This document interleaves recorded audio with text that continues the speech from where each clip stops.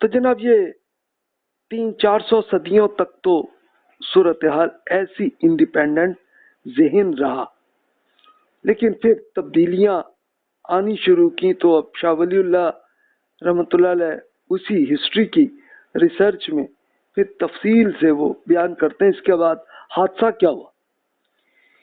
ان ادوار کے بعد کے لوگ ادھر ادھر جانے لگے، ان میں نئے نئے امور پیدا ہوئے، ان میں علم فقہ کے معاملے میں اختلاف پیدا ہوا۔ اس کی تفصیلی غزالی کے بیان کے مطابق یہ کہ جب ہدایت یافتہ خلفائے راشدین کا دور ختم ہوا تو حکومت ان لوگوں کو مل گئی کہ جو احکام اور فتویٰ کے معاملے میں نااہل اور کمزور تھے۔ یہ اس بات پر مجبور تھے کہ وہ حکومت چلانے کے لیے فقہا سے مدد طلب کرے اور ہر طرح کی صورتحال میں انہیں اپنا ساتھی بنائے۔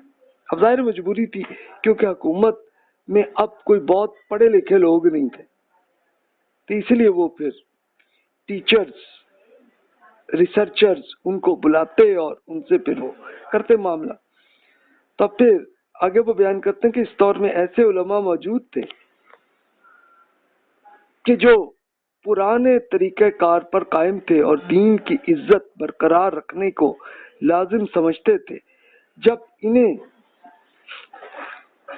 حکومتی معاملات میں طلب کیا جاتا تو وہ ادھر ادھر ہو کر اس سے بچنے کی کوشش ہی کرتے تھے کہ دنیا داری سے اس اعراض کی وجہ سے اس دور کے علماء اور ائمہ کی عزت اور مرتبہ برقرار رہا۔ بعد میں ایسے لوگ پیدا ہوئے کہ جو جاہ و منصب اور عزت حاصل کرنے کے لیے علم حاصل کرنے لگے، اور اس کے بعد فقہا مطلوب کی بجائے طالب بنتے چلے گئے، اور وہ لوگ جو بادشاہوں سے دور رہنے کی وجہ سے معزز تھے اب ان کے گرد اکٹھا ہونے کی وجہ سے ذلت کا شکار ہو گئے، سوائے اس کے کہ جس سے اللہ نے بچنے کی توفیق دی۔ یہ ہوا کیا کہ اب لوگ اسپیشل صرف اس لیے اسکالر بننے لگے کہ جناب بادشاہ کے ساتھ تعلق بن جائے، بس یہ، اور اس سے پھر ظاہر ہے کہ فائنینشیل فائدے حاصل کریں، یہی مقصد تھا ان کا، تو اس لیے یہ ہونے لگے وہ۔ اب ان سے پہلے ایسے لوگ تھے کہ جنہوں نے علم الکلام کیا تھا کہ عقائد کے فلسفہ، یعنی یہ یونانی فلسفے کی جب کتابیں عربی میں ٹرانسلیٹ ہوئیں تو اس وقت پھر وہ فلسفے کی کہانیوں پہ اس کے اوپر لوگ کتابیں لکھنے لگے۔ یہ لوگ اس علم سے متعلق مختلف آراء اکٹھا کرنے، ان کا حوالہ دینے اور سوال و جواب کرنے اور بحث و مباحثے کا طریقہ کار طے کرنے میں ضرورت سے زیادہ مشغول ہونے لگے۔ اس کے نتیجے میں جو کام سینہ بسینہ ہو رہا تھا اب وہ منظر عام پہ آنے لگا۔ یعنی ہوا کیا، یہ جو بحث و مباحثے سے کیا ہوا کہ فلسفے پہ بیٹھے آپ مناظرہ شروع کرنے لگے۔ اچھا، مناظرے کے لیے پھر کیا ہونا، اس کے لیے یا تو ہے نا کہ چلو اپنے گھر میں بیٹھ کے جو ڈسکشن ہے کرو، نہیں، وہ اس کے لیے چوک میں بیٹھ کے مناظرہ شروع کرنے لگے، اور ہر ایک اپنے آپ کو ذرا زیادہ پاور دکھانے کی بس وہ کوشش کر رہے ہوتے تھے۔ اور اس سے زیادہ پھر یہ ہوا کہ بادشاہوں کے جا کے ان کے محل میں لے جا کے وہاں پہ لے جا کے جناب مناظرے شروع ہونے لگے تو پھر آپ سوچیں مناظرہ آپ دیکھنا چاہیں تو آپ ابھی یوٹیوب میں آپ اپنی اردو میں آپ مناظرے کچھ دیکھ سکتے ہیں، تو اس کی کیا سٹیٹس ہوتا ہے، یعنی کہ وہ کوئی علمی ریسرچ کچھ نہیں ہوتی بلکہ صرف اپنا سٹیٹس زیادہ اچھا بنانے کی بس یہی کوشش ہوتی تھی۔ تو یہ ہو گئی لوگوں میں۔ پھر شاہ ولی اللہ بیان کرتے ہیں کہ بادشاہوں نے اپنی تفریح کے خاطر فقہ، خاص طور پہ امام ابو حنیفہ اور شافعی رحمۃ اللہ علیہ کے مذہب سے متعلق بحث مباحثوں کا فائنانس کر کے ان کا حوصلہ افزائی کرنا شروع کر دی۔ لوگوں نے علم کلام اور دیگر علمی فنون کو چھوڑ دیا اور شافعی اور حنفی کے اختلافی مسائل میں ایک پورا اسپیشلائز کرنے لگے لوگ۔ انہوں نے امام مالک، سفیان ثوری، احمد بن حنبل رحمۃ اللہ علیہ وغیرہ کے معاملے کا پس پشت ڈال دیا۔ ان کا خیال یہ تھا کہ وہ یہ اس لیے کر رہے ہیں کہ شریعت میں گہرے نکات کو تلاش کیا جائے، مختلف مکاتب فکر کے خامیوں کو بیان کیا جائے اور فتویٰ دینے کے علم کے اصولوں کو مرتب کیا جائے۔ اب یہ بڑے بڑے اسکالر، امام مالک، سفیان ثوری، احمد بن حنبل رحمۃ اللہ علیہ، بڑے بڑے اسکالرز تھے، ان کو اگنور کر دیا، لیکن حنفی اور شافعی اسکول آف تھاٹ کے جو آپس میں اختلافات تھے تو اس پہ بحثیں، اچھا آپ کہیں گے اختلاف کہاں سے، دین پہ کہاں سے آیا؟ تو دین میں نہیں تھا، یعنی دین میں تو جو رسول اللہ صلی اللہ علیہ وسلم نے جو کچھ بیان کر دیا تمام صحابہ کرام کو، اور قرآن مجید میں اللہ تعالیٰ نے کر دیا، تو اس میں تو کوئی اختلاف ہو ہی نہیں سکتا تھا۔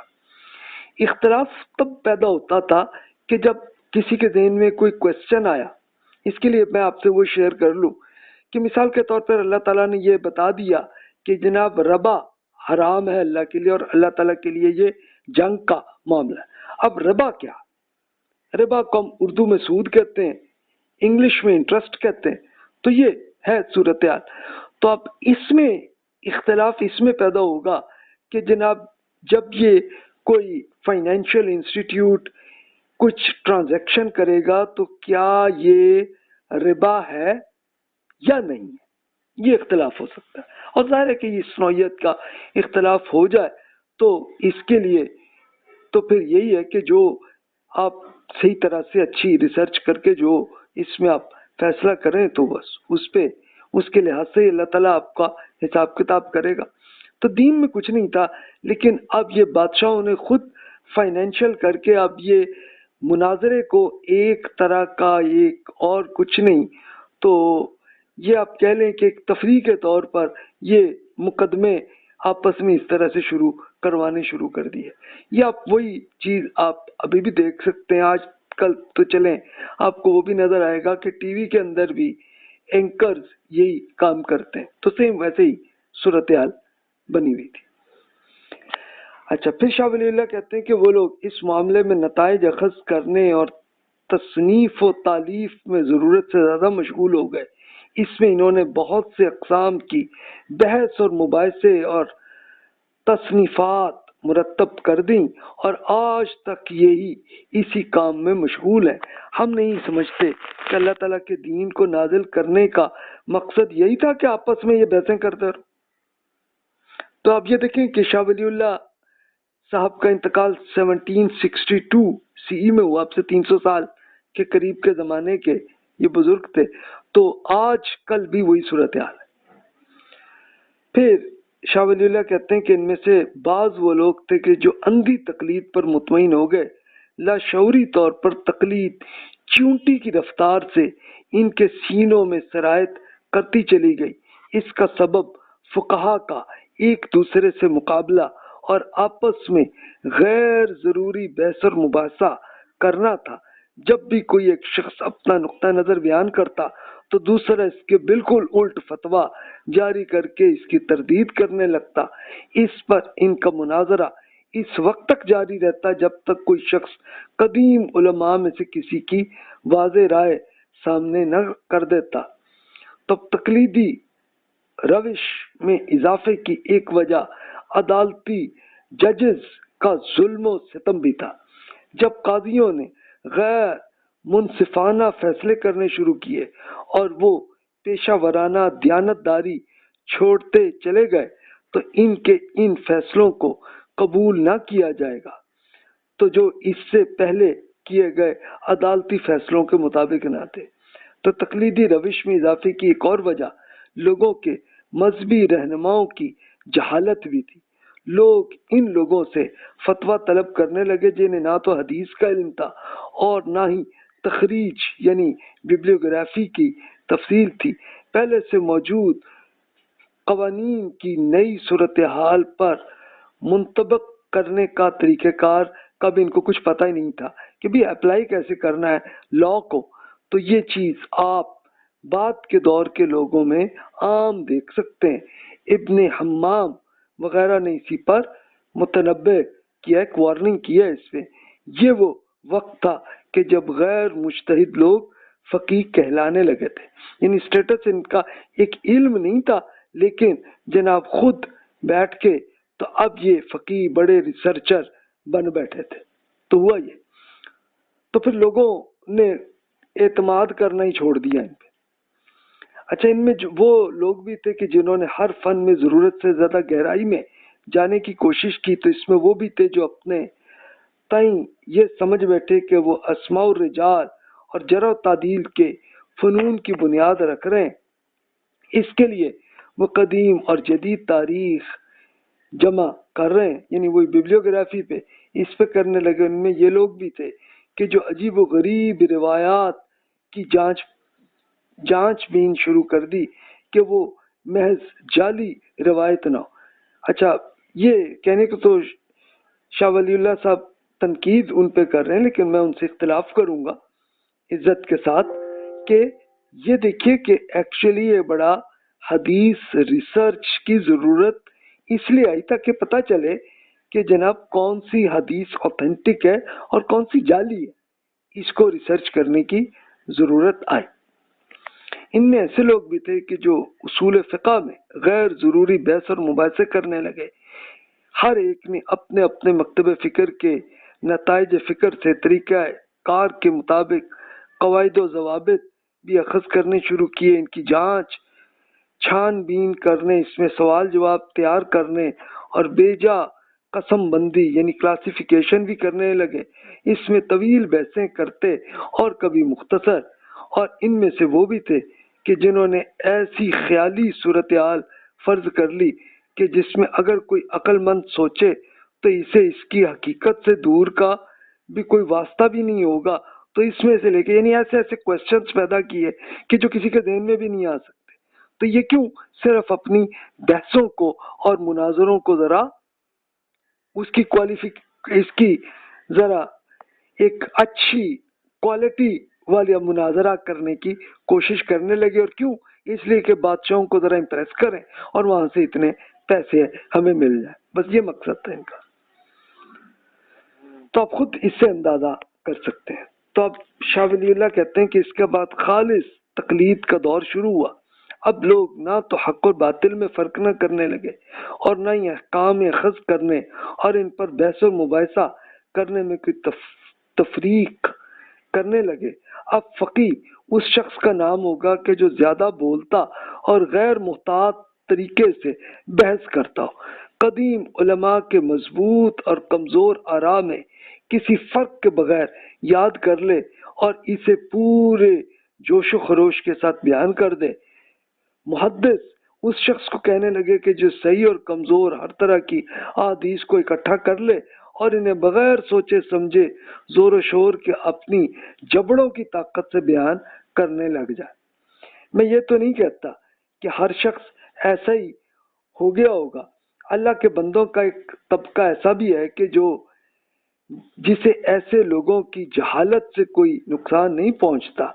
ये लोग अगरचे तादाद में कम हो लेकिन जमीन में अल्लाह की हुज्जत हुआ करते हैं। इसके बाद के जमानों में फितनों की कसरत हो गई, अंधी तकलीद आम हो गई, लोगों के सीनों से दयानतदारी निकलती चली गई। लोगों को इस बात पर पूरा इत्मीनान हो गया कि दीन के उमूर में गौर व खौज को तर्क कर देना चाहिए। गोया ये कैफियत पैदा हो गई कि वो कहने लगे कि हमने अपने आबाओ अजदाद को इस तरीके पे पाया है और हम इन्हीं की नक्श कदम की पैरवी करें। ये कुरान मजीद में अल्लाह ताला ने यही जो जहालत का तरीका था कि बस अपने आबाओ अजदाद जैसे हैं वैसे ही चलते जाओ, तो लोगों ने यही करना शुरू किया। यानी लोगों ने फिर दीन की एक रिसर्च करने को छोड़ दिया, क्योंकि जाहिर है कि अब लोग तो आपस में मुनाजरे कर कर के कंफ्यूज लोगों को कर रहे थे।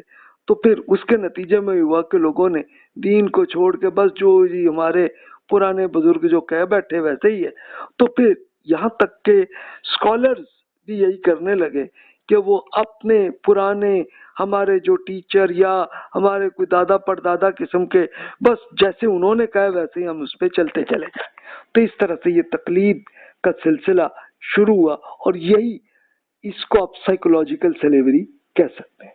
फिर शाह वलीउल्लाह मजीद इसमें बताते हैं कि इस वक्त से लेके आज तक इन 4 مکاتب فکر، یہ 4 مشہور اسکول آف تھاٹ ہیں، حنفی، شافعی، مالکی، حنبلی، جن کے مسائل کو تحریر کر دیا گیا، ان کے متعلق امت کا اتفاق رائے ہو گیا کہ جی جو جس مسلک کی چاہے بس اسی کی تقلید کرے، بس این آنکھیں بند کر کے اسی پہ عمل کرے۔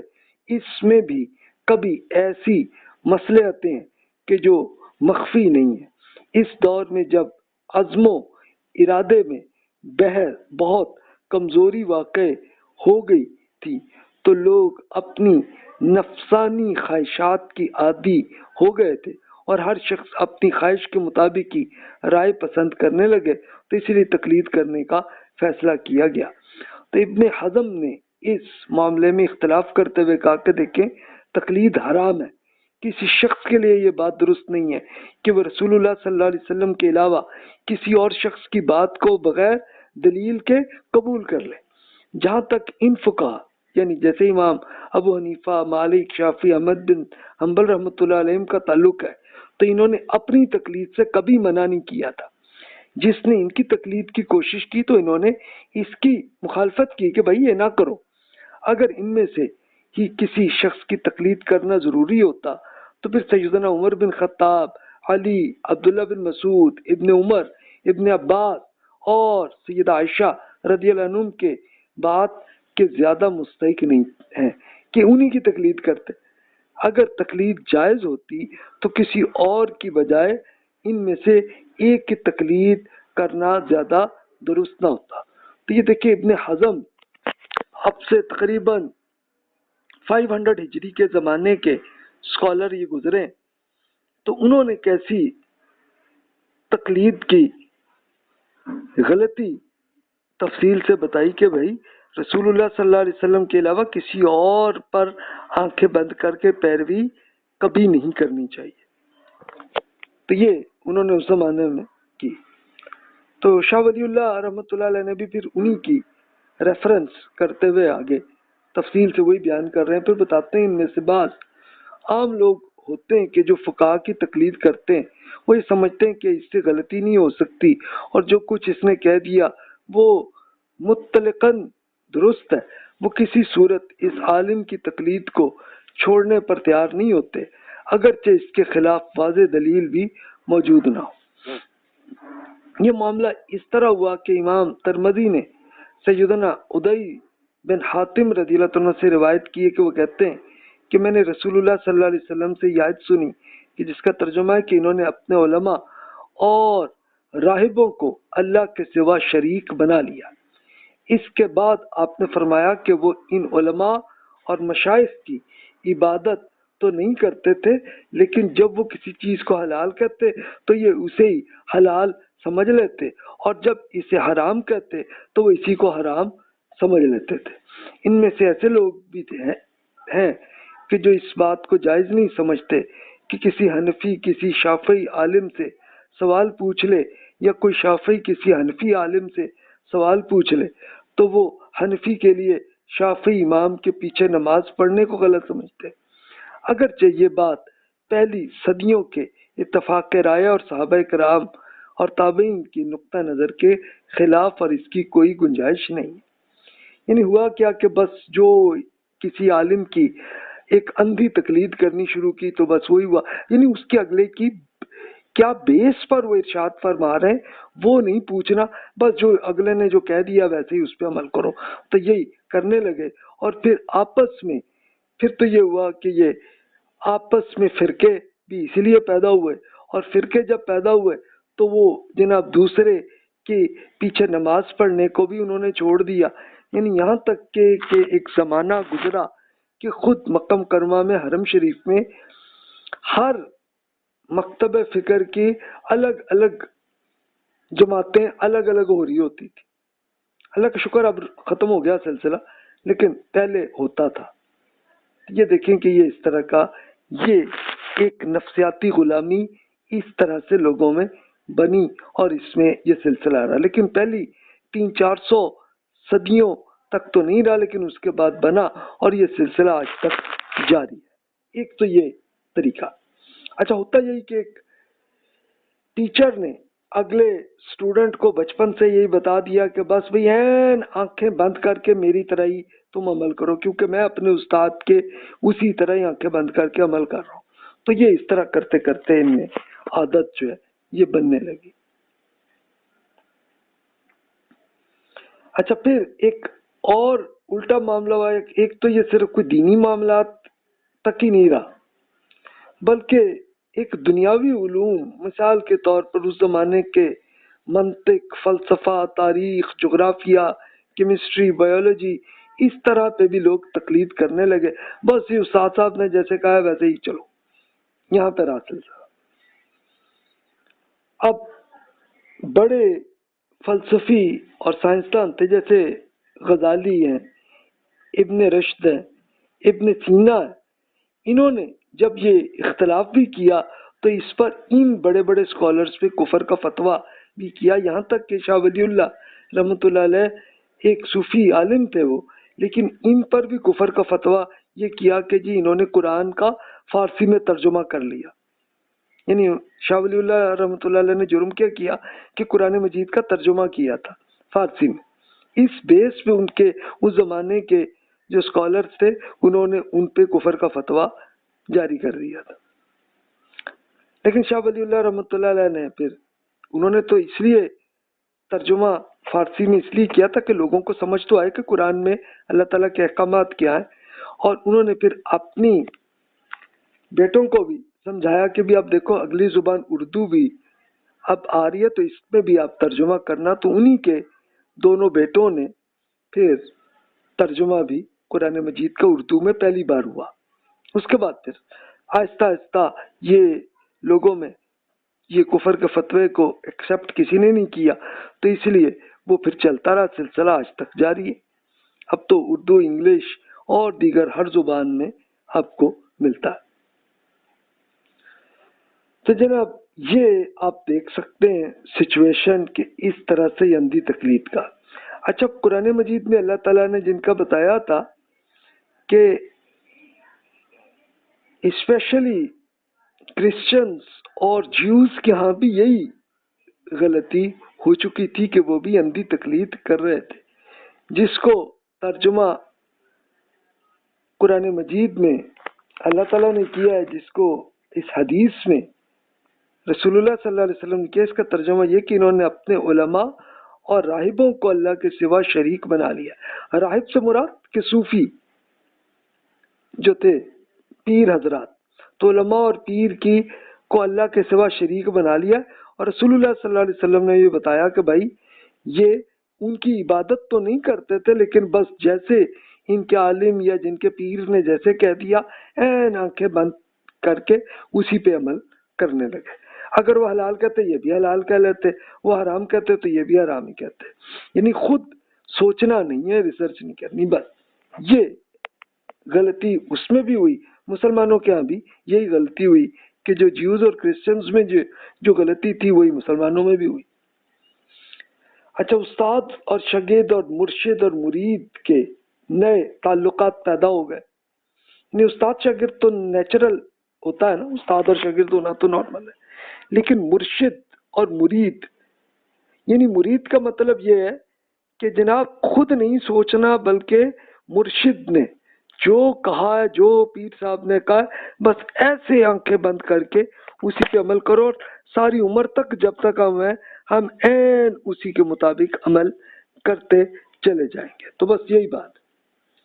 تو یہ اس میں آیا سلسلہ. تو اس کے لیے میں ایگزامپل کے طور پر ایک صوفی عالم، میں جان بوجھ کر ان کا نام میں نے نہیں شیئر کیا، لیکن ان کے ارشادات کر دیتا ہوں جس سے یہ واضح ہو جائے کہ یہ کس طرح کی نفسیاتی غلامی چلنے لگی. تو وہ صوفی عالم کہتے ہیں کہ بیعت ارادت یہ ہے کہ مرید اپنا ارادہ اور اختیار ختم کر کے خود کو شیخ اور مرشد ہادی برحق کے بالکل سپرد کر دے، اسے مطلقاً اپنا حاکم اور متصرف جانے، اس کے چلانے پر راہ سلوک چلے، کوئی قدم بغیر اس کی مرضی کے نہ رکھے، اس کے لیے مرشد کے بعض احکام یا اپنی ذات میں خود اس کے کچھ کام اگر اس کے نزدیک صحیح نہ معلوم ہو تو انہیں افعال خضر علیہ السلام کی مثل سمجھے، اپنی عقل کو قصور جانے اور اس کی کسی بات پر دل میں اعتراض نہ لائے، اپنی ہر مشکل اس پر پیش کرے۔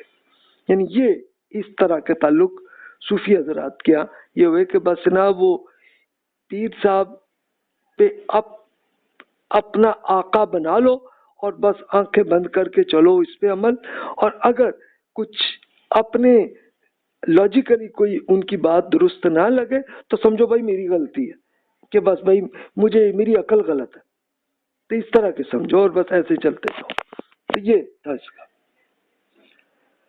اس کے لیے پھر کچھ اور صوفی حضرات کیا کس طرح کے طریقے انہوں نے کیے کہ یعنی یہ اعتقاد رکھے کہ میرا مطلب اسی مرشد سے ہی حاصل ہونا ہے، کہیں اور سے کوئی رستہ حاصل نہیں ہونا، اور مرشد کے فیوز و برکت سے ہم محروم ہو جائیں گے اگر ہم ان سے اختلاف کریں۔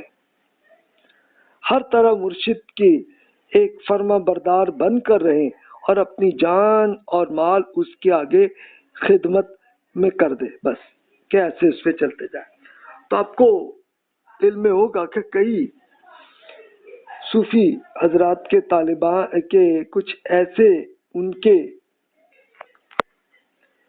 کچھ مزارات میں آپ کو ایسا بھی نظر آئے گا کہ ایون مرید حضرات وہاں پہ باقاعدہ سونے کی کئی بڑی خوبصورت سی چیزیں وہاں پر عین قبر کے ساتھ وہاں پہ بنا دیتے ہیں، اور کچھ ایسے بھی ہیں کہ جہاں پہ باقاعدہ بہت بڑا خزانہ نیچے، یعنی اسی قبر کے اندر بہت سارا خزانہ آپ کو مل جائے گا، اور آپ پہ کئی خبروں میں بھی کچھ آپ کو ملا ہوگا۔ انڈیا میں بھی ایسی ایگزامپل آپ کو ملیں گی، پاکستان میں بھی ملیں گی، اور بہت سارے یعنی افریقہ کے اندر بھی، یورپ کے اندر بھی آپ کو ایسی مثالیں ملیں گی۔ آپ مرشد جو کچھ کہے بس اس کے فوراً بجا لائے اور بغیر اجازت کے اس کے فعل کی اقتدار کچھ پیروی نہ کرے، یعنی کسی اور اسکالر کی طرف نہ جائے، بس عین اپنے مرشد کے مطابق ہی چلتا جائے۔ اچھا، جو ورد و وظیفہ مرشد تعلیم دے تو بس صرف وہی لے، کوئی اور نہ لے۔ وہ مرشد کی موجودگی میں ہمہ تن اسی کی طرف متوجہ رہے۔ یہ دیکھیں، یہ سائیکولوجیکل سلیوری ایسے بنتی رہی۔ پھر فرض و سنت کی نماز نفل اور کوئی وظیفہ بھی صرف اپنے مرشد کی اجازت کے بغیر ہی کرے، ویسے نہ کرے۔ اچھا، حت الامکان ایسی جگہ نہ کھڑا ہو کہ اس کی سایہ مرشد کے سائے میں اس کے کہیں یا ان کے کپڑے میں آ جائے، یعنی ایسی عزت رکھے اپنے مرشد کی کہ وہاں پہ ہمارا سایہ نہ جائے۔ اس کے مسلح پہ یعنی جائے نماز پر پاؤں نہ رکھے، مرشد کے برتنوں کو کبھی استعمال نہ کرے، اس کے سامنے نہ کھانا کھائے، نہ پیے، نہ وضو کرے، ہاں اجازت ملے تو تبھی کریں ورنہ نہ کریں۔ اس کے روبرو کسی اور سے بات نہ کرے بلکہ صرف فوکس اپنے مرشد پہ ہی کرو۔ جس جگہ مرشد بیٹھتا ہو اس کی طرف پاؤں نہ کرے ورنہ بدتمیزی ہو۔ اس طرح تھوکو بھی نہیں۔ جو کچھ مرشد کہے اور کرے اس پر اعتراض نہ کرے، کیونکہ جو کچھ بھی مرشد کہتا ہے تو اگر کوئی بات سمجھ میں نہ آئے تو اس کو یہی سمجھو کہ جیسے حضرت موسیٰ اور خضر علیہ السلام کا قصہ یاد کرے۔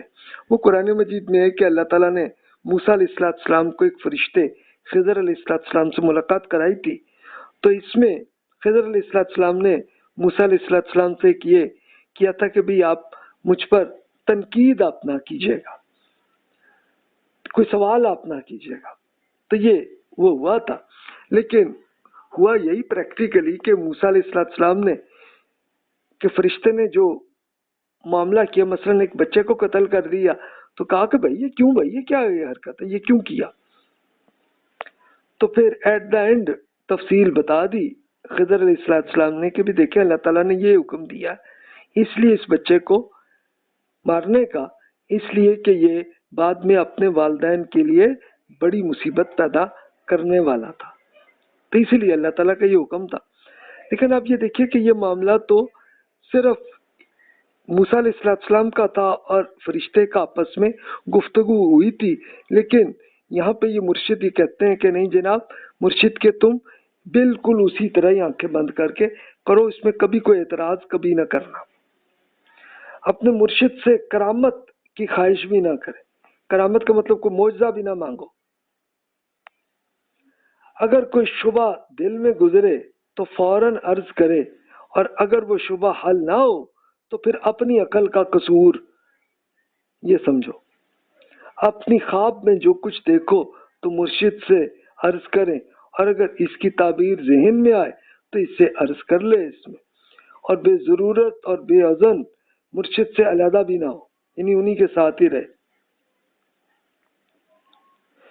اب خانقاہیں اسی طرح ہی بننے لگیں کہ ان میں اسی مرشد کے مرید وہی رہتے تھے، اور وہ ان سے اس طرح ہی ان کے نفسیاتی غلام بنتے چلے جاتے تھے۔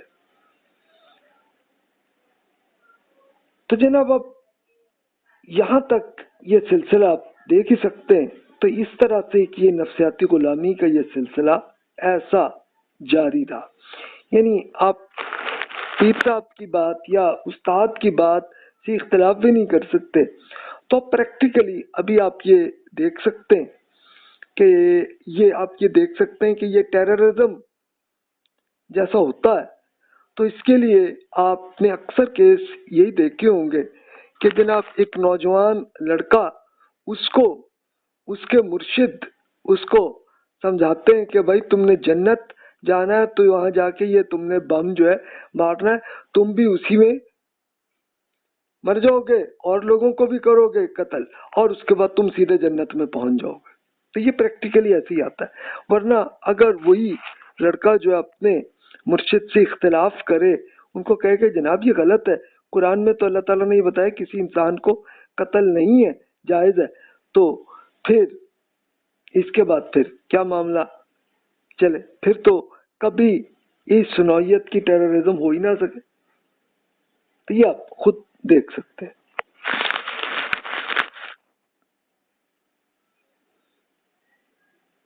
اچھا، مرشد کے ساتھ اور عزت اور آداب کیا کیا ایجاد کیے گئے، انہی کے ایک اسکالر کیے، لیکن میں ان کا نام پیش نہیں کرتا، ظاہر ہے کہ کسی پہ تنقید کسی کے نام پہ ہمیں نہیں کرنی چاہیے۔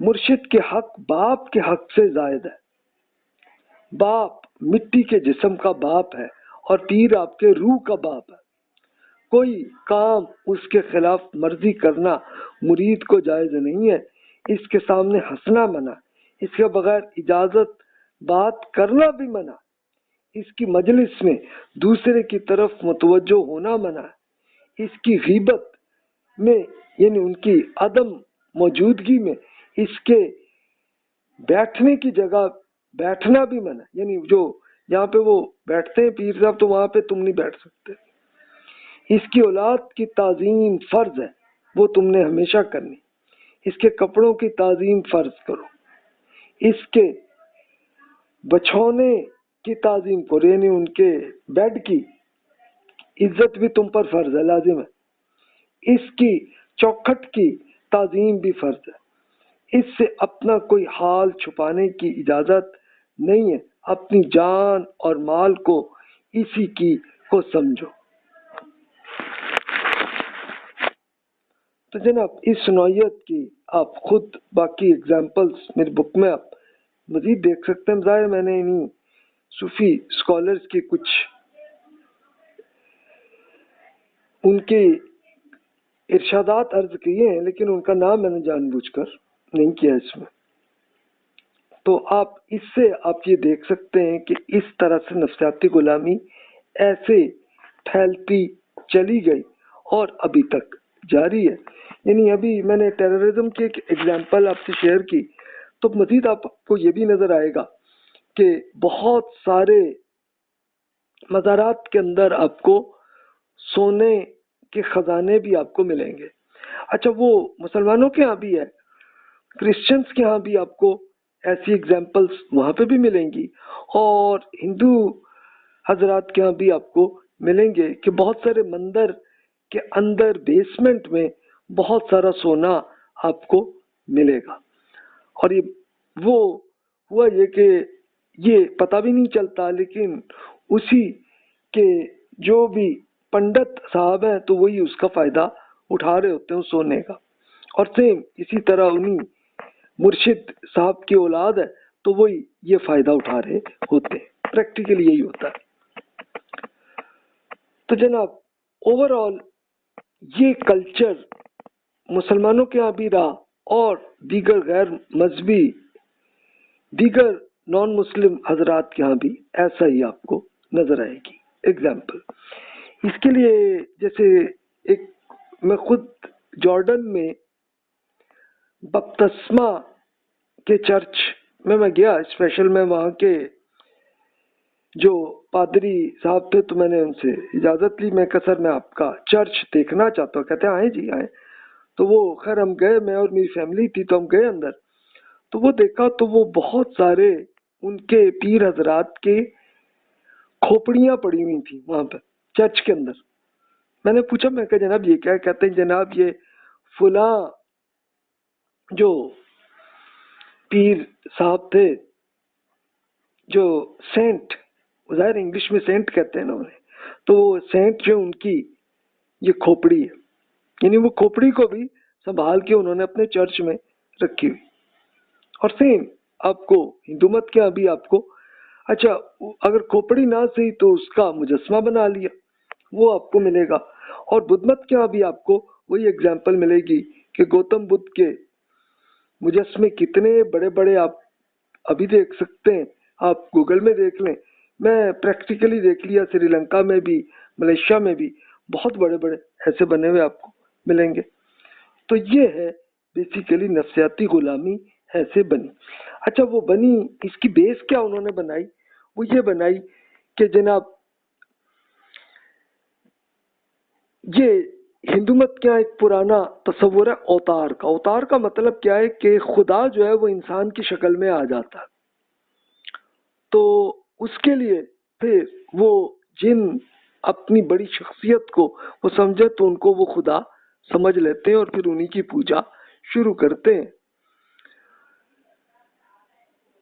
اور وہ مرد بھی ہوں خواتین بھی ہوں تو انہی کے مجسمے پھر وہ بنتے ہیں. جیسے رام جو ہے یہ ایک بڑے بادشاہ گزرے انڈیا کے، تو اب انہی کے نام پر وہ خدا سے جو دعائیں کر رہے ہوتے ہیں کہ رام یہ کر لے یہ کر لے. تو یہ اس طرح کا چلتا ہے سلسلہ. اچھا یہ ہندو مت کیا ہے، لیکن پھر وہی ایگزامپلس آپ کرسچینٹی میں بھی ملے گی، بدھ مت میں بھی نظر آئے گی، جیوز میں بھی آئے گی، اور مسلمانوں کے یہاں بھی یہ ایگزامپل آپ کو آئے گی.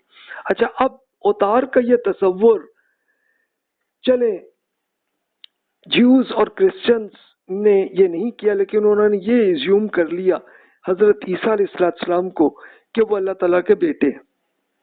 تو پھر وہی جو اللہ تعالیٰ کی عبادت کرنی ہے وہ حضرت عیسیٰ علیہ السلام ہی کی بھی کر رہے ہوتے ہیں، اور کچھ نہیں تو ان سے دعائیں کر رہے ہوتے ہیں.